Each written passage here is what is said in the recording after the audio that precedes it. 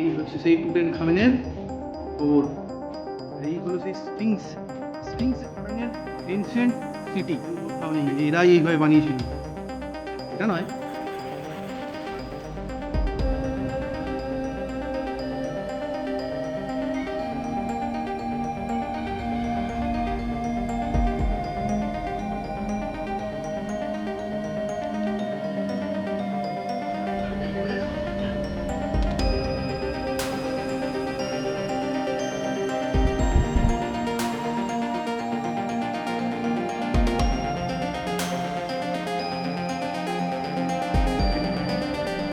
So hello and welcome friends, তোমরা দেখছো শখের ব্লগার এন্ড ট্রাভেল হক্সিড, যেখানে ভ্রমণের গল্প, অজানা জায়গার খোঁজ আর খাঁটি অভিজ্ঞতার মিলন ঘটে।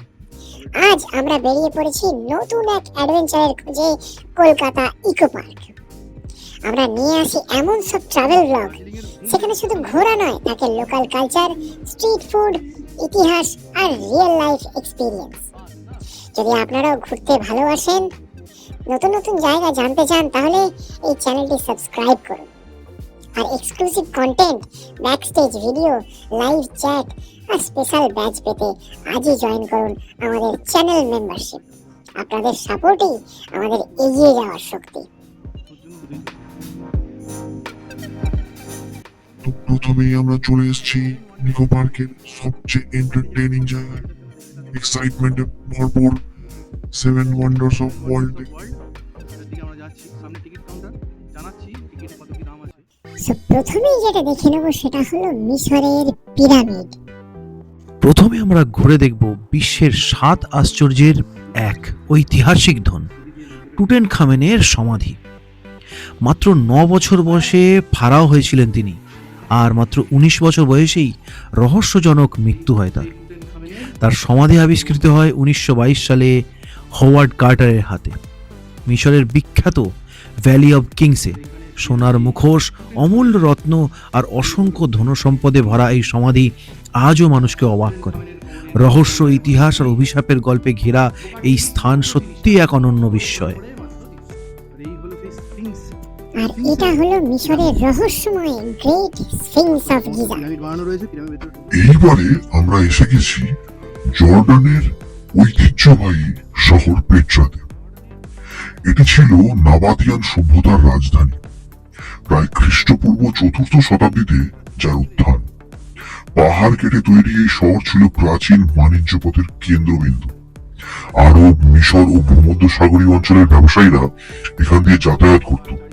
উন্নত জল সংরক্ষণ ব্যবস্থা, কৃত্রিম খাল ও রিজার্ভার প্রমাণ করে নাবাতিয়ানদের অসাধারণ প্রকৌশল দক্ষতা। পেট্রায় প্রবেশ করতে হয় প্রায় 1.2 কিলোমিটার লম্বা সরু গিরিখাত সিক দিয়ে। এই পথের শেষে হঠাৎ করেই চোখে পড়ে বিখ্যাত আল কাজিনা, যা সম্ভবত একটি রাজকীয় সমাধি ছিল। এছাড়াও এখানে রয়েছে মনাস্ট্রি, রয়্যাল টুম। জর্ডানের নয়, আইসক্রিমটা ইন্ডিয়ার, আর বাংলারই। এখান থেকে আইসক্রিম কিনে ফ্রেন্ডস, এটা হলো ব্রাজিলের রিও ডি জেনেরোতে অবস্থিত বিখ্যাত ক্রাইস্ট দ্য রিডিমার স্ট্যাচু। কর্কোভাদো পাহাড়ের চূড়ায় দাঁড়িয়ে থাকা এই মূর্তির উচ্চতা প্রায় 30 মিটার আর 2 হাতের বিস্তার 28 মিটার। 1971 সালে এই ভাস্কর্যটি নির্মাণ করা হয়েছে এবং 2007 সালে এটি বিশ্বের নতুন 7 আশ্চর্যের একটি হিসেবে স্বীকৃতি পায়। আর এইবার আমরা এসে গেছি এক রহস্যময় জায়গায়, ইস্টার আইল্যান্ড। আর এখানেই দেখা মিলবে বিখ্যাত মোয়াই স্ট্যাচুগুলির। ভাবতে পারেন, প্রায় 900টিরও মতো বিশাল পাথরের মূর্তি বানানো হয়েছিল বহু শতাব্দী আগে রাপা নুই জনগোষ্ঠীর দ্বারা। এগুলো আসলে তাদের পূর্বপুরুষদের স্মৃতি চিহ্ন। মজার ব্যাপার হলো, বেশিরভাগ মোয়াই সমুদ্রের দিকে না তাকিয়ে তাকিয়ে আছে দ্বীপের ভিতরের দিকে, যেন নিজেদের মানুষদের দেখছে। কিন্তু কিভাবে এত বড় বড় পাথরগুলোকে এক জায়গা থেকে অন্য জায়গায় আনা হয়েছিল, সেটা আজও পুরোপুরি রহস্য। এরপরে আমরা চলে এসেছি ভারতের আগ্রায় অবস্থিত পৃথিবীর সবচেয়ে সুন্দর স্মৃতিসৌধগুলোর মধ্যে একটিতে, তাজমহল। মুঘল সম্রাট শাহজাহান তার প্রিয় স্ত্রী মুমতাজ মহলের স্মৃতিতে এই অসাধারণ স্থাপত্যটি নির্মাণ করেন। 1632 সালে নির্মাণ শুরু হয় এবং প্রায় 20 বছর ধরে হাজার হাজার কারিগরের পরিশ্রমে এটি সম্পূর্ণ হয়। সাদা মার্বেলের গায়ে সূক্ষ্ম কারুকার্য, মূল্যবান পাথরের ইনলে কাজ আর চারিদিকের সমানুপাতিক নকশা, সব মিলিয়ে এটি মুঘল স্থাপত্যের এক অনন্য নিদর্শন। সূর্যোদয় ও সূর্যাস্তের সময় তাজমহলের রং বদলে যায়, কখনো হালকা গোলাপি, কখনো সোনালী। ভালোবাসার প্রতীক হিসেবে পরিচিত তাজমহল আজ বিশ্বের নতুন 7 আশ্চর্যের একটি, সত্যি চিরন্তন বিস্ময়। ফ্রেন্ডস, কল্পনা করুন পাহাড়ের পর পাহাড় পেরিয়ে এক বিশাল প্রাচীর যেন দিগন্ত ছুঁয়ে চলে গেছে।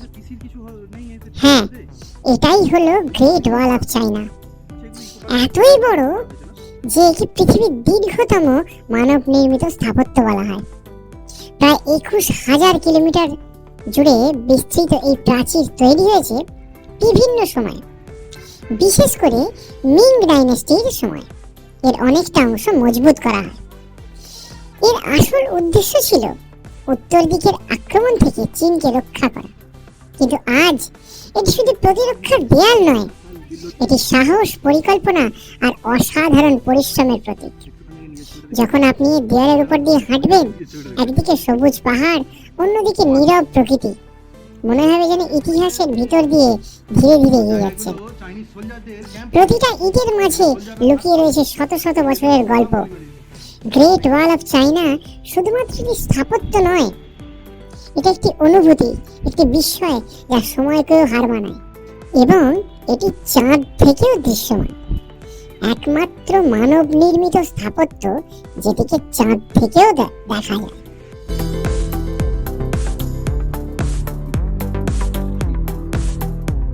আর এইবার আমরা পৌঁছে গেছি আমাদের আজকের শেষ ওয়ান্ডার, ইতালির রোম শহরে, যেখানে দাঁড়িয়ে রয়েছে ইতিহাসের এক বিশাল সাক্ষী, দ্য কলোসিয়াম।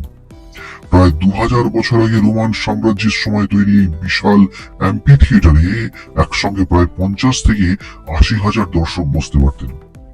এখানে গ্ল্যাডিয়েটরদের লড়াই, নাটক, গান আর নানা ধরনের জনসাধারণের জন্য খেলা অনুষ্ঠিত হতো। পাথর আর কংক্রিট দিয়ে তৈরি স্থাপত্য আজও রোমান ইঞ্জিনিয়ারিং এর দক্ষতার প্রমাণ দেয়।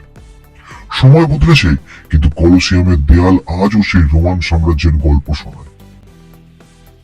সো ফ্রেন্ডস, ভিডিওটা যদি ভালো লেগে থাকে তো লাইক করো, শেয়ার করো, চ্যানেলটিকে সাবস্ক্রাইব করো আর চ্যানেল মেম্বারশিপ নিতে ভুলো না। দেখা হচ্ছে পরের ভিডিওতে, পরের অ্যাডভেঞ্চারে। Good bye, good night.